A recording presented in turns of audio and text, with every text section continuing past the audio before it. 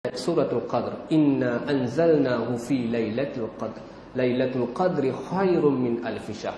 Allah turunkan, Allah anugerahkan pada bulan Ramadan ini satu malam, iaitu khairun min alfi syahr, lebih baik daripada 1000 bulan, untuk berikan keistimewaan kepada umat Nabi Muhammad sallallahu alaihi wasallam. Kalau umat terdahulu umurnya panjang, tuan-tuan. Maka kita pada hari ini, kalau umur kita dah 50 tahun, berapa kali kita puasa, tuan-tuan? Berapa kali kita jumpa Ramadan? Kalau umur kita 50 tahun, hampir 30 kali kita jumpa Ramadan. Ada orang dah jumpa Ramadan 20 kali, ada dah jumpa 30 kali, ada lebih daripada itu dah jumpa. Nabi SAW berapa kali jumpa Ramadan? Disyariatkan puasa pada bulan Ramadan pada umat Nabi Muhammad pada tahun ke-2 Hijrah. Nabi SAW wafat ketika baginda berada pada tahun yang 11, diriwayatkan yang masyhur 11. Jadi kalau kita kira-kira berapa kali Rasulullah berjumpa dengan Ramadan? 9 lebih kurang, tuan-tuan. 8 atau 9, bergantung kepada bulan kelahiran dan kewafatan Nabi yang disepakati para ulama. Maka kita ni lebih daripada Rasulullah SAW berjumpa dengan Ramadan. Nabi jumpa dalam 8-9 kali Ramadan. Kemudian Allah jemput kita, alhamdulillah, bagi peluang. Dan nak tanya, sebanyak 30 kali itu berapa kali kita jumpa Lailatul Qadar? Berapa kali, tuan-tuan, kita jumpa Lailatul Qadar?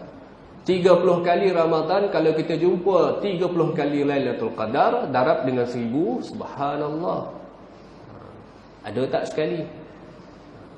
Itu soalan itu adalah untuk muhasabah diri kita. Bukan senang kita nak jumpa Lailatul Qadar, kan? Lailatul Qamdar senanglah, tuan-tuan. Banyak tempat Qamdar, kan? Pergilah. Baik, itu Lailatul Qadar yang disebutkan oleh ulama. Disebutkan bahawa di antaranya diturunkan bulan yang paling baik, iaitu lebih baik daripada 1000 bulan. Itulah kelebihannya. Kemudian yang keduanya adalah ibadah, iaitu disebutkan sebagai sahur. Sahur, orang kampung sebut apa? Orang Negeri Sembilan sebut sahur apa? Sahur, kan? Sahur lah. Sahur, dalam Arab pun sebut sahur, orang Melayu kita sebut sahur. Iaitu sahur ini adalah membezakan di antara puasa orang Islam dan juga puasa ahli kitab. Disebutkan dalam hadis Nabi sallallahu alaihi wasallam, faslu ma baina siyamina wa siyam ahli kitab akalatus sahur.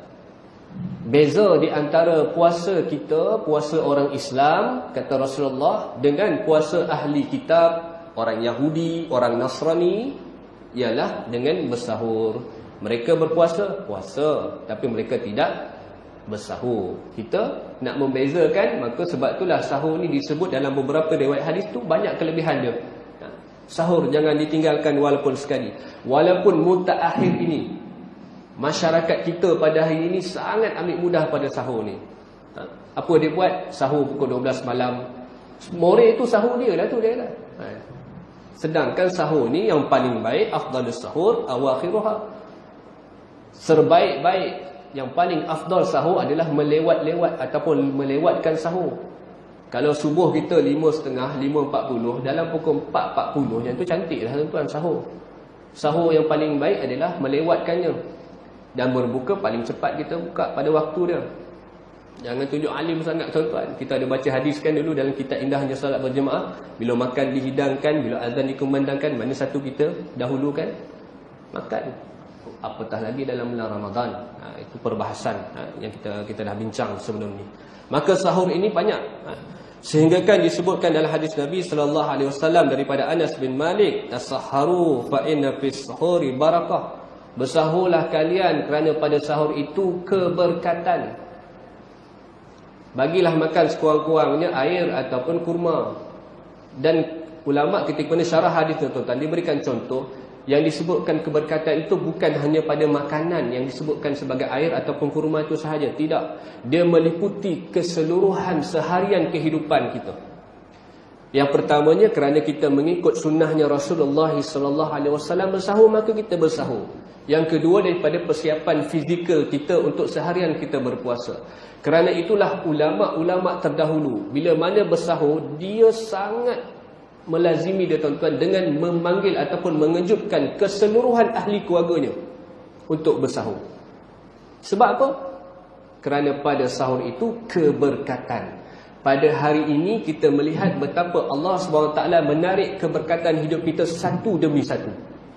Kita ada gaji, kita ada duit, berkatnya tiada tuan-tuan. Ada orang gaji 2,000, ada orang gaji 3,000, ada orang gaji 10,000. Tetapi masih juga ada kata 10,000 tu pun dia tak bagi duit belanja bulanan kepada mak ayah dia.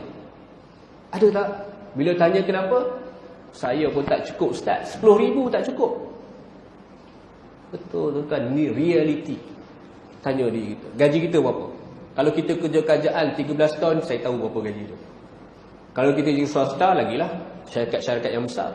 Tapi kita tak bagi bulanan belanja kepada mak ayah kita. Allahu Akbar. Keberkatan ditarik. Allah bagi pada anak kita 6 orang, 7 orang, 5 orang. Tak ada keberkatan. Seorang pun tak doa pada kita. Apatah lagi mengecewakan kita, anak-anak pada hari ini. Sabaran sangat tinggi anak-anak pada hari ini. Dengan melekat tangan dia dengan gadget dia tuan-tuan. Bercakap tu macam tak ada telinga. Tak dengar cakap kita. Betul tuan-tuan. Satu demi satu Allah tarik keberkatan dalam hidup kita. Tak ada keberkatan dalam anak-anak kita. Masa kita pun tak ada keberkatan. Setahun kita rasa cepat berlalu seperti sebulan. Yang disebut dalam hadis Nabi SAW. Sebulan kita rasa cepat berlalu seperti sehari. Sehari seperti 1 jam.